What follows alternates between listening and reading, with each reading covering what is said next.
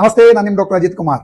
ಮಳೆಗಾಲ monsoon season ಅಲ್ಲಿ ಬರುವಂತಹ ಮೋಸ್ಟ್ ಕಾಮನ್ ಇನ್ಫೆಕ್ಷನ್ಸ್ ಏನಂತ ಅಂದ್ರೆ ಫಂಗಲ್ ಇನ್ಫೆಕ್ಷನ್ ಅಂತ ಕರಿತೀವಿ. ಸೊ ಈ ಫಂಗಲ್ ಇನ್ಫೆಕ್ಷನ್ ಮಳೆಗಾಲದಲ್ಲಿ ಜಾಸ್ತಿ ಯಾಕೆ ಬರುತ್ತೆ? ಮಕ್ಕಳಲ್ಲಾಗಿರ್ಬೋದು ಅಥವಾ ದೊಡ್ಡವರಲ್ಲಾಗಿರ್ಬೋದು ತುಂಬಾ ಇನ್ಫೆಕ್ಷನ್ಸ್ ಕಾಣ್ತಾ ಇರ್ತೀವಿ ನಾವು. ಏನಕ್ಕೆ ಅಂತ ಕೇಳಿದ್ರೆ, ನೋಡಿ ಸ್ನೇಹಿತರೆ, ಮಳೆಗಾಲದಲ್ಲಿ ನಾವು ಹೊರಗಡೆ ಹೋದಾಗ ನಮ್ಮ ಬಟ್ಟೆ ಒದ್ದೆ ಆಗಿರುತ್ತೆ, ಜೊತೆಗೆ ನಮಗೆ ಬೆವರು ಸಹ ಬಂದಿರುತ್ತೆ.